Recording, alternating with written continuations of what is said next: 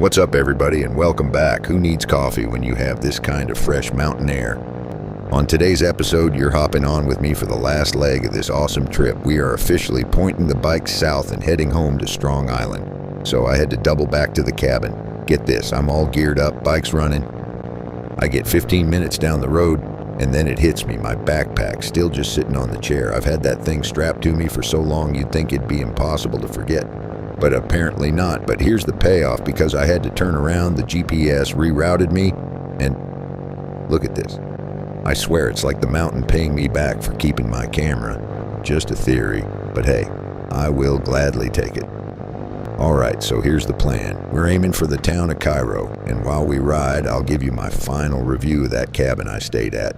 We'll also finally talk about those maxims I mentioned in one of the earlier episodes. Also, and we have to discuss this crazy drought that's going on up here and what it did to the fall colors. But before all of that, let me tell you, the miles ahead look unreal. It is nothing but corners on corners on corners. All that said, let's have some fun.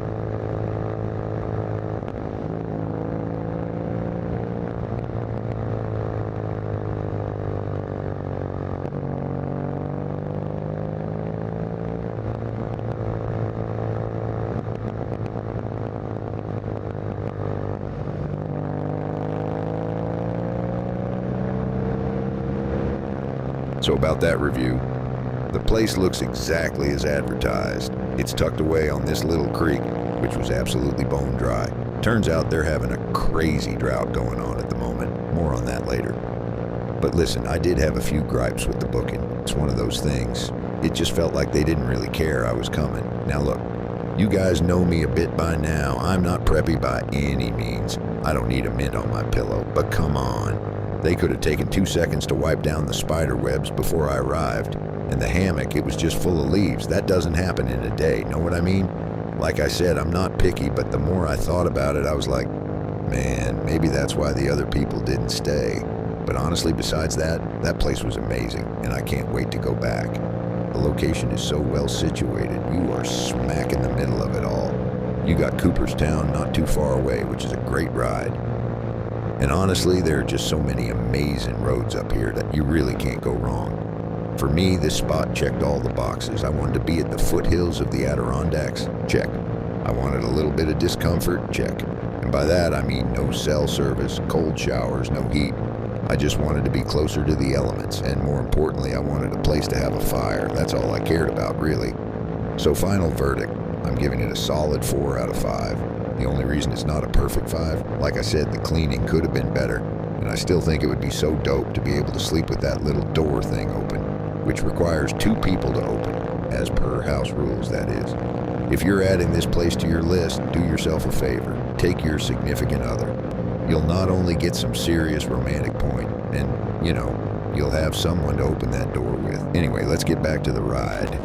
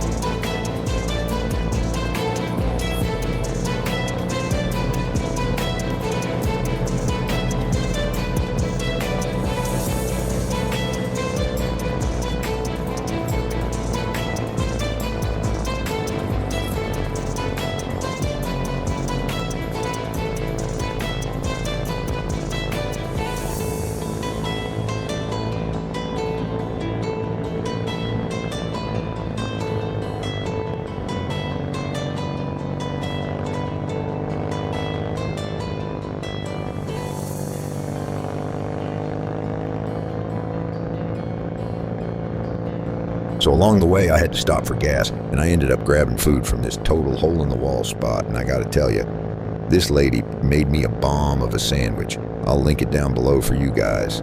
She absolutely hooked it up, big shout out, but anyway, we got to talking, and somehow the fall colors came up. She's the one who told me it hasn't rained in the Catskills for months. Now let me ask you guys, and be honest, did you know that a drought actually affects the fall foliage? Because if you did, kudos to you. This was totally news to me, so of course I had to look into it, and here's what I found. Turns out, as of September, a whole bunch of these counties, we're talking Ulster, Delaware, Greene, and Sullivan, were all put under an official drought watch by New York State. And get this, I checked, all of Long Island is on that same list too. So this drought, it had a direct negative impact on the 2025 fall colors. Basically, that long, dry summer just completely stressed the trees out. And that's why we got this, I don't know, this more muted, kind of dull foliage season. Mostly just browns and yellows, not those bright reds and oranges we were hoping for. And get this too, the leaves also peaked earlier and then dropped faster, which just shortened the whole season. It's not just the trees either. The reservoirs, they're sitting about 10% lower than what's normal for this time of year. I looked up the actual numbers from October. Guess how full Pepacton Reservoir is? It's only 64% full. The Ashokan Reservoir, 69% full. And the Cannonsville Reservoir, get ready for this, 42% full. Which kind of explains exactly why that stream back at my rental spot was completely bone dry.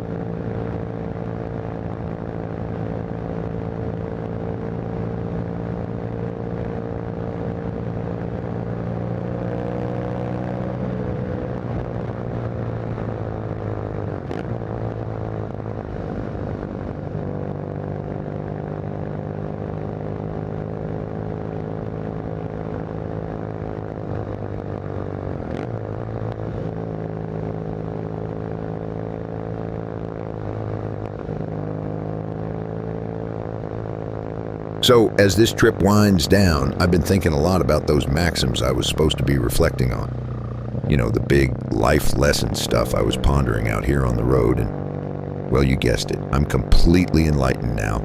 I have it all figured out. Life, the universe, all of it. My Enlightenment in 3 days course is dropping next week. Pre-orders are open. Okay, yeah, I'm just kidding. But seriously, maxims are maxims for a reason, right? They're these big ideals, these mountaintops that maybe you never actually reach, but just mulling them over, thinking about them, it forces you to put things into perspective. It makes you stop and really look at your lot in life. Nah, I haven't suddenly embodied any of them. I'm still the same dude, but this trip, man, it gave me exactly the right dose of solitude. Just me, the bike, and the road, and all that quiet. It's what I needed to help figure out my next moves. I know the new year's creeping up on us, but honestly, I'm not a wait for January 1st kind of guy. I don't think you should be either. Today is all we get, fam, so for me, it's back to work. Head down. It's time to figure out how to improve these videos for you guys. Make them better, more interesting. It's time to skill up career-wise. Just get 1% better, wherever I can. It's funny, all this thinking just kept bringing me back to that famous line from Tennyson. And truly, no one has ever said it better. Made weak by time and fate, but strong in will. To strive, to seek, to find, and not to yield. And that's it, isn't it? That's the whole game. The work is never done. We just have to keep trucking, keep pushing forward. But, and this is the important part, while we're all out here striving and seeking, we have to make sure to look in the rearview mirror and just appreciate how far we've already come.